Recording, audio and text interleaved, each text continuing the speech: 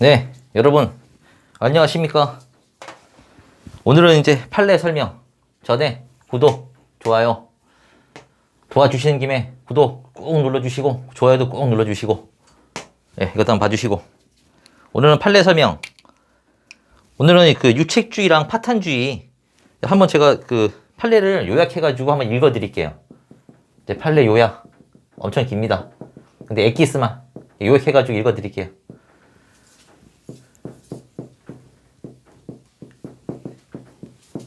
주의, 파탄주의. 유책주의는 이제 혼인관계 파탄에 책임이 있는 자는 이혼 청구를 못 한다는 거죠. 이거는 책임이 있던 없던 이혼 청구를 할 수 있다는 거고. 우리나라 이제 대법원은 이게 아직까지 이게 원칙. 이게 예외. 예, 읽어드릴게요. 우리나라에는 파탄주의의 한계나 기준, 그리고 이혼 후 상대방에 대한 부양적 책임 등에 관해 아무런 법률 조항을 두고 있지 아니하다. 따라서 유책 배우자의 상대방을 보호할 입법적인 조치가 마련되어 있지 아니한 현 단계에서 파탄주의를 취하여 유책 배우자의 이혼 청구를 널리 인정하는 경우 유책 배우자의 행복을 위해 상대방이 일방적으로 희생되는 결과가 될 위험이 크다. 첫 번째 이유. 두 번째는 유책 배우자의 이혼 청구를 허용하지 아니하고 있는 데에는 중혼 관계에 처하게 된 법률상 배우자의 축출 이혼을 방지하려는 의도도 있는데 여러 나라에서 간통죄를 폐지하는 대신 중혼에 대한 처벌 규정을 두고 있는 것에 비추어 보면 이에 대한 아무런 대책 없이 파탄주의를 도입한다면 법률이 금지하는 중혼을 결과적으로 인정하게 될 위험이 있다. 이상의 논의를 종합하여 볼 때 민법 840조 6호 이혼 사유에 관하여 유책 배우자의 이혼 청구를 원칙적으로 허용하지 아니하는 종래의 대법원 판례를 변경하는 것이 옳다는 주장은 아직은 받아들이기 어렵다. 아직은 받아들이기 어렵다니까는 언젠가 바뀔 수도 있다는 여지를 둔 거예요. 예.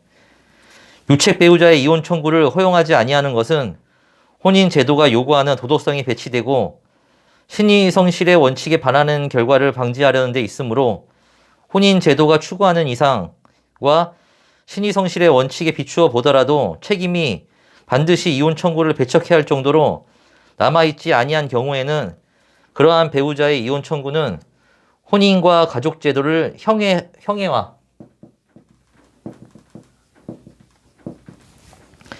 형해화할 우려가 없고 사회의 도덕관, 윤리관에도 반하지 아니하므로 허용될 수 있다.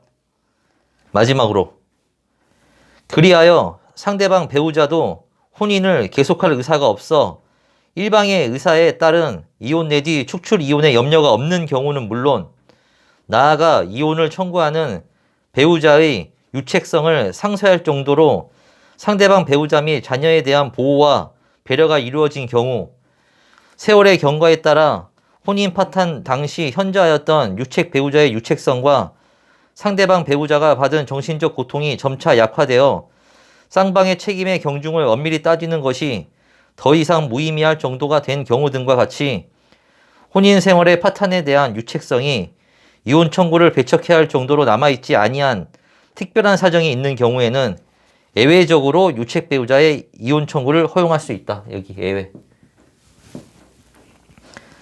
한마디로 뭐 축출 이혼에 염려가 없는 경우나 이제 배우자의 유책성을 상쇄할 정도로 이제 상대방의 배우자에게 이제 보호가 이루어진 경우, 이제 점차 시간이 흘러서 이제 상대방 배우자가 받은 정신적 고통이 이제 점차 약화되어 쌍방의 책임의 경중을 엄밀히 따지는 것이 더 이상 무의미할 정도 된 경우, 예외적으로 이제 파탄주의가 적용된다는 겁니다.